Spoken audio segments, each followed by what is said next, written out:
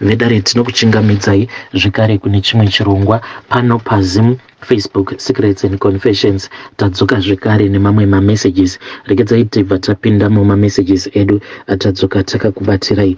Message yedu yekutanga yakamira sekudai so: hanzi makadi zvenyu mukoma, ndinokumbirawo kuti munge muchindiposterawo nyaya yangu makavika chitupa changu. Inini ndauyawo pano kuti ndinge ndichikuudzaiwo izvo zvakaitika apo pandainge ndichitori musikana mudiki chaiye. Zvinhu izvi zvakaitika kuma90s, a very long time ago. Pari zvino hangu ndiri kurarama ndiri muno muSouth Africa. I got married here in South Africa and ndikazoita vana vangu ndiri kuno muSouth Africa. So mukoma at that time amai vangu vakati vashaika, then she got buried kumbudzi uko ndokwavarere amai vangu. So during those days vazhinji vainge vachitokutya kumbudzi. Waiti zvikanzi twenda kumakuva ekumbudzi waitonzwa hana yako ichirova. It was not like what it is right now kuti vanhu havacharemekedzi kunovigwa vafi. Mazuva acho kwainge kusingangopindwi unless muchitoenda kunoviga mufi wenyu. So at that time ipapo amai vakati vashaika tikabva tazonovaviga. So since I come from a family whereby mari chaiyo mari irimo, it did not take a very long time, then tombstone rikabva razoiswa paguva ramama. So tombstone rakati raiswa, the next trip patainge tichifanira kuti tinge tichienda kunoisa maflowers on top of mom's grave, that was when we found out kuti tombstone rainge rakabiwa. So during those days vanhu vainge vasati vabata metsi yacho yekuti they were actually your grave robbers who goes there to steal the granite. Vanhu vakangoti chivanhu maybe tombstone ratainge taisa pamusoro peguva ramai vangu, maybe our mom did not like the design, so we ended up doing another tombstone riya rakati ragadzirwa, then it got stolen again. Vanhu ndopavakabva vazoti no, vanhu ava vari kuba, because pakabva pazokanganwikwa imwe sando yairatidza kuti ndo yainge yakashandiswa ipapo. Vanhu ava vacho vachiba the tombstone that we had placed on top of our mom's grave. So I had a brother of mine, the firstborn, ainge ari firstborn mufamily medu. He was in the army. So at that time akabva azoti vanhu ava ndikuda kuzovabata, ndichavabata zvangu one day. Our brother then returned back to work. Akazoti adzoka ndokubva azouya manje musipepetrum mangu, ndainge nditori busy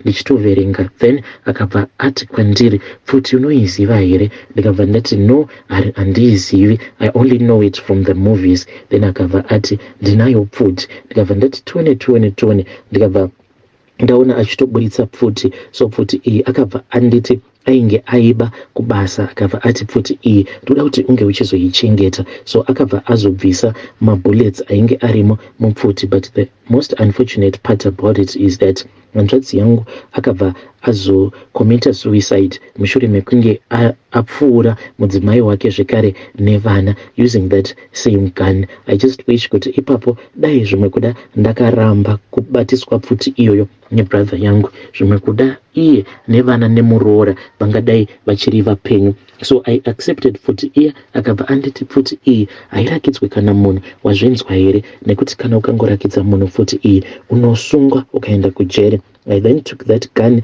ndikati ndoiwandisa pai. Akanditi anyway, where no one is going to find it, especially dead. Ndikabva ndatora pfuti iyaya ndikabva ndaiviga muwardrobe mangu, because my wardrobe it actually had a locker. Ndikabva ndaiviga imomo. Akabva aenda kubasa. Then there was this other night akangoya ari parush. So my dad, as a businessman, he used to go out for meetings. Sometimes he would go out for several days. So my brother akabva azotaimira apo patakamuudza kuti dad was not around, because akafona masikati. During those days we were using your landlines. Ndokubva afona tikabva tazomuudza kuti dad was not around. Then later on in the evening mukoma vakasvika somewhere, I think kuma past 5 zuva richangonyura. Vakabva vazoya vakabva vatitora vakati there is somewhere that we want to go. Then we got into his car. Vakabva vadriver nesu, but we were headed in the direction yekumbudzi. He drove mukoma for a very long time zvekuti takatombodarika pambudzi tikangoramba tichingoenda until tava kutotanga kutobata maprize ekuBeatrice. when he saw kuti it was really dark, akabva ati, did you enjoy the trip? Then we were like, yeah. Apa vainge vatitengera chikafu chekufamba tichidya. He then turned around ndokubva vazoita U-turn. Then he started driving. Zvino takati tava kusvika pamakuva epambudzi, they started to slow down ndokubva vakona, but vakakona vakabva vazoita U-turn facing that same direction. Tichita sekunge tainge tava kuda kudzokera kuBeatrice zvekare, ndokubva vapaka motikari yavo vakabva vati he just wanted to clear his mind. Ndopa vakabva vazoti kwandiri, do you want us to go in there? Takabva taramba tikati mumakuva, no ways we are going mumakuva, kuti kana tikazosangana nechipoko. Vakabva vaseka vakati next time around we are going to come back. But bhuti vangu ava ameno zvavaingoita, it was like munhu ainge aine chirwere chiya schizophrenic, because he would have some violent episodes waitokwanisa kutoti uchitaura navo, then all of a sudden he will just change. Takabva tazodzokera kumba, tikabva tatosvika pamba paya. So when we got home, akabva apaka motikari panze, and before we had opened the gate, akabva azoti kuma siblings angu maviri vainge vari kuback seat, imimi musaburuka. Then we got out of the car, me and my brother, then we started walking back into the yard. Then my brother akabva azoti chindipa futi yaya. We went straight to my bedroom. So I just followed him out of the house. When we came to the car, akabva anditi just get into the car. Ndokubva ndapinda. Immediately ndichipinda motikari, he then locked the doors. Ndakabva ndazomubvunza where exact, ndakabva ndazoti kwaari, naibhudhi ko muri kuenda kupi nesu, where do you want to go with us? Iye akabva atanga kuseka achitoriza music. Then he started driving again. We drove out of Waterfalls, returning back kumbudzi. Ndokubva azonyatsokupaka manje akanangana nepagedhe repambudzi, akabva ati I want to drive into the graveyard. Inini ndikabva ndati kana ndisiye zvangu pano because I am really scared. Ndokubva ati no, do not be afraid because we are just going to drive around. Plus I just feel it in my blood kuti tichabata mbavha idzo dzakaba tombstone ramama twice. So when he started to talk about my late mom, I was feeling very emotional kuti sure vanhu vangaba tombstone ratainge takaisa paguva ramama. Then he started driving, but still we were really scared. Like my little sibling, my little brother at that time, ainge ari somewhere around 7 years, he was so scared achiziva kuti we are going around driving in the graveyard. Then itakazoti tasvika amena kuti iye akaziva sei, because it was so late at night. Vaanongedzera akabva ati apo ndo pane guva ramama, and I know kuti we are going to catch the thief today.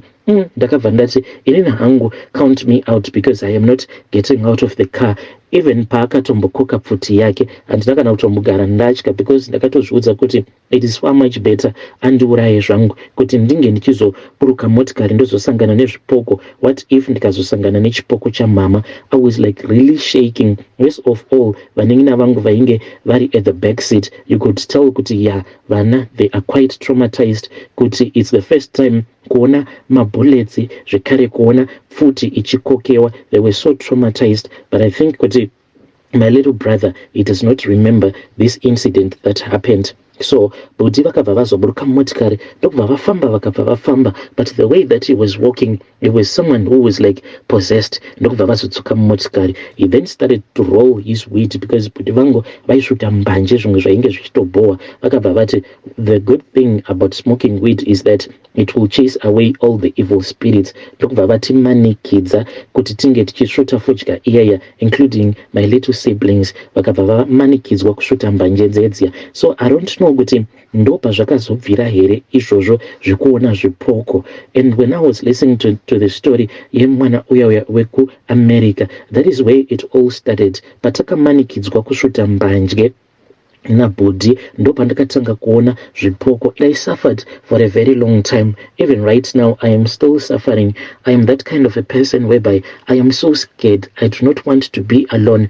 At all the times I always choose to be with someone, because kana ndiri ndega ndikatanga kufunga the things that we saw, zvipoko zvandainge ndichiona, zvipoko zvandakakura ndichiona, I just feel as if maybe kana ndiri ndega zvinobva zvazowana mukana wekuti zvinge zvichizo vakazouya futi kuzondiataka, because like even when I got promoted, when I was now working as the executive manager, saka ndaifanira kuti ndinge ndichishandira ku top floor. Saka ikoko vanhu vane maoffices, there were just quite a few. But the thing that I did was so surprising. Instead of me being excited for my new office, I refused to go into that office. Ndikangoramba zvangu ndiri in that same floor, because at least it was a busy floor. Nanasi uno ndo muchiri ne office yangu. So most of the people, they do not understand me. But the truth of the matter is that I am scared. Even ndisati ndapedza basa, kana ndikangonzwa vanhu vava kutanga kukiya maoffices avo, then neniwo I will take it as a cue to leave. I will never be left alone in the whole block ndiri ndoga. Never, never. I will do such a thing. Zviri nane kutoti ndinge ndichitoenda panzvimbo inenge ine vanhu vakawanda, ndobva ndazopedzisa basa rangu. Nyangwe mubedroom mangu, there are many nights whereby I do not feel very comfortable, ndichingotya zvinhu zvandakaona. When you see something that is spiritual, the thing will affect you for the rest of your life. Ichocho ndo chokwadi. It is still affecting me, even though zvinhu izvi zvakaitika pandainge ndichiri musikana wechidiki. So time patainge tiriko kumakuva ekumbudzi, then budi vakati vatisvutisa fodya dziya, tikabva tazowana zvivindi. Even my little brother akabva atovhura mutoo remotikari ndokubva atoti handei tinobata mbavha, handei tobata mbavha. He was like hyperactive and all over the place. Ndokubva tazoburuka paya. Takati tichifamba kamvura ndokubva kazotanga kunaya, kwainge kuchita kupfunirira. Mukoma asi chakandinetsa ndechekuti even though kwainge kuchipfunirira kusina makore, pane mheni yakabva yazongokaruka yarova.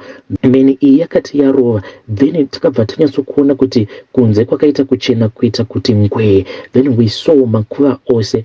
Mukoma takabva taona chipoko. We saw the first ghost. Chipoko ichi chainge chakamira padhuze nerimwe guva, chainge chiri chipoko cheumwe mukadzi. The next ghost that we saw was so close to our mother's grave, not knowing kuti chipoko chatakazoona pechitu chainge chiri chipoko chamai vedu here, or what was going on. So mukoma vakati vaonawo zvipoko izvi, ndopa vakabva varidza pfuti yavo. Takatonzwa kuti pane munhu akaridza mhere.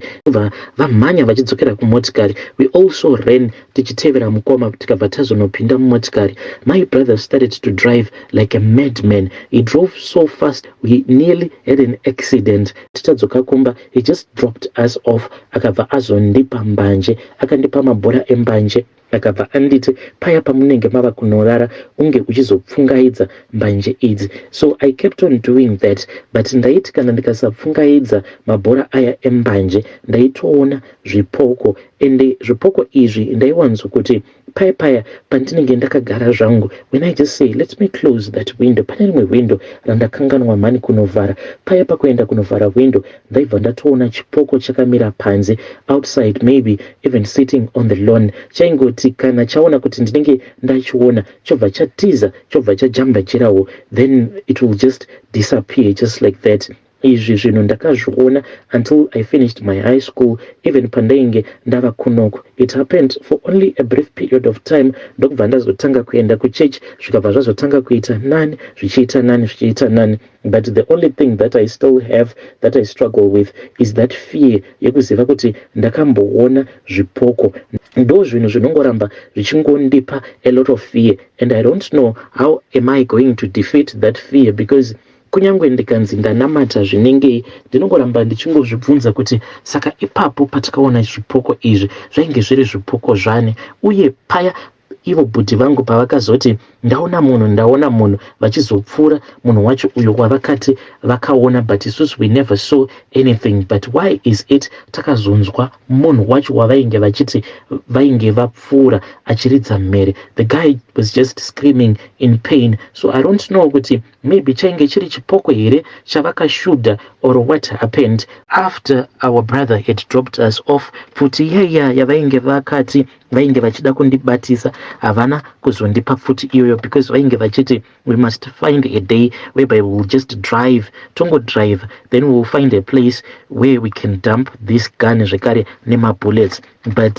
mukoma vakabva vazongoenda nepfuti iya. Mukoma, it didn't even take a long time ndokubva tazoreceive the sad news that my brother, in one of his violent episodes, vakabva vazopfura muroora vana. After that he turned the gun on himself ndokubva vazozvipfura mukoma. But I know kuti vanhu vazhinji vaingoti mukoma wangu he was a murderer, but nekudawo kwezvinhu izvo zvatakaona, I just suspect kuti they played such a huge role in my brother murdering his own family, his wife, his kids, and after that murdering himself. I just think kuti zvipoko izvi maybe started hunting down my brother. The funny thing is that my little brother, he does not even remember this story. Dare ndo message iyo yandakatumidzirwa ichibva kuna vahanzvadzi vedu. Zvakangooma hazvo vedu we, asi please ngatizamewo kuti tinge tichitaura navo mucomment section. Hanzi takaona zvipoko kumakuva ekumbudzi. Yo, strange things do happen in this world. Rekedzai tibva taenda panyedu inotevera. Nyedu inotevera, inonzwisa tsitsi. Nganzi makadi zvenyu mukoma, ndinokumbirawo kuti munge muchindiposterawo nyaya yangu makaviga chitupa changu. Izvezvi handitombozivi kuti murume wangu achiri mupenyu here kana kuti akafa hake, because ndakasomuguma kudhara, ndakasomuguma gore iro raakanditora ndikabva ndazouya kuno kuJoni. Saka pandakauya kuno kuJoni, nhumbu yangu yainge yatova ne6 months, ndokubva ndangogara hangu 3 months ndikabva ndatobetserwa mwana wangu. So murume wangu akandimitisa apo pandainge ndiri form 4. Akangoitawo zviya zvechijoni zvekungouya kumusha obva atotsvaka mukadzi very fast, obva atosiya mukadzi pamba. So ndakabva ndangobvumawo because ainge andipawo mari yekuti ndinge ndichinopa vabereki vangu. So akabva azondinyengera umwe musi akabva ati ndiperekedze, ndokubva azondibata akabva amanikidzira kuita bonde nini. Ndikabva ndazoona kuti ndainge ndabatira pamovhiri, akabva ati enda kumba kwavabereki vangu, ndokubva ndatoenda kuya. So mukoma akabva azoti chiuya kuno apo nhumbu yangu payainge yava kuzvi6 months, ndikabva ndazobetserwa kuno. Zvino mukuzonobetserwa painge pava neproblem yekuti ndainge ndava kurambirwa kusainirwa mapapers ekuti ndinge ndichizobuda muchipatara nemanesi. Apa painge podiwa mari yekuti inge ichibhadharwa nemurume. Apa murume at that time zvinhu zvainge zvakamusungira. Saka musi wacho iwoyo pandakambozama kuti ndinge ndichibuda, painge paine mamwe mapurisa maviri avo vainge vauya nemusungwa. So ndakabva ndazobuda hangu panze ndichimbodziya mushana because ndainge ndanyanyisa kugaramo muchipatara. Mumwe mupurisa wacho akabva azouya ndokubva ataura nini, ndikabva ndamuudza kuti ndainge ndisina mapepa, ndokusaka vainge vachiramba kuti ndinge ndichibuda. Akabva ati ko wakanaka sei, ingawani wakanaka, ndipowo manumbers ako. Nedesperation ndakabva ndamupa manumbers angu. Ndakatanga kudanana naye mupurisa uyu muSouth African ndichirimo muchipatara. Ainditengera lunch, everything, achindipa mari kuzonosvika achizondiudza kuti ainge ataurirana nemanesi kuti ndinge ndichizodischargiwa. Ndokubva ndazoudza murume, akabva anditi usazoudza murume wako handiti because ndinokuda. Ndikabva ndati bo. So ndakabva ndazochinja mafone numbers ake, ndikabva ndaita sekunge ainge ari mafone numbers eimwe friend yangu uyowo ainge agere muno South Africa already. So murume akati wachinobata foni yangu akangoscrolla ndokutoona manumbers emupurisa uya. Mupurisa uyu ndainge ndakangomuudza kuti usafa wakazviisa paprofile, unongoisa kana zvidhori, ndo zvaainge achiita. So my husband never suspected kuti ndainge ndichitodanana naye mupurisa uyu. Ndaiti murume paanenge ari kubasa aenda kuzvimapeace job, then iye aibva atouya tobva tatombosika bonde. Saka akabva ati ndanakirwa newe, toda kuti unge uchizova mudzimai wangu, but dambudziko nderekuti kunyange zvangu ndainge ndichimuda, rainge riripo nderekuti even though ndainge ndichimuda, but ndainge ndisingakwanisi kuva naye at all the times because of my husband. Apa ndainge ndava kuboyekana nemurume because paakauya kumusha ainge akachena ko ndaigozivei kuti kuno kuJoni kune mafake. Munhu ndaitofungidzira kuti anopfeka maoriginal, izvo ainge ari mafake zvake. So I wanted mupurisa uyu because aindipa mari. So akabva azonditi uyu munhu wako uyu rambana naye, otherwise ndinomuuraya. So ndakabva ndazoona kuti munhu wangu ange achiurawa zvainge zvisingaiti, ndikabva ndazongosacrifice kuti tinge tichibatwa. One day ndakatongonyepedzera hangu kukanganwa kuloka foni yangu ndichida kuti munhu ange achibata mamessages, ndokubva azobata foni akabva abata mamessages nemapictures. Ndinaye mupurisa uya tainge takatora zvedu mulodge tikatora namapictures, ndobva atanga kupopota mukuzonopopota achindituka achindirova. Ndakangoti ndawana mukana ndikabva ndafonera uya mupurisa uya, akabva auya akasvika ndichitorohwa.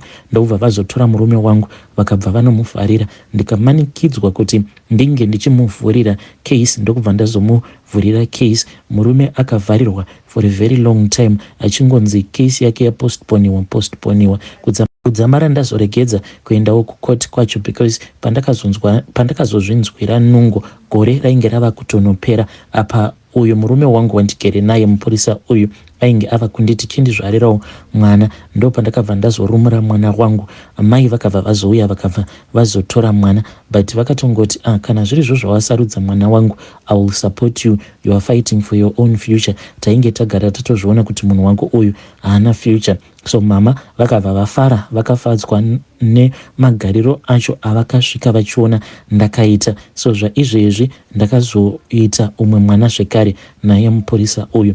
Ndiyo confession yangu, but dzimwe nguva ndinombonzwa pain kana ndikafunga nezvake ex wangu kuti saka akazoita sei kuti akazorelisiwa here. I never even bothered to ask about him anymore, because mumba mangu zita rake haritombodi kana kunzwikwa. Hey, vidare ndo message iyo yandakatumidzirwa ichibva kune mwanasikana uyu. Zvakangoma hazvo veduwe, hanzi mumba mangu zita rex haritombodi kana kunzwikwa zvachose. Strange things do happen in this world. Ngatitaure naye mwanasikana uyu. Hey.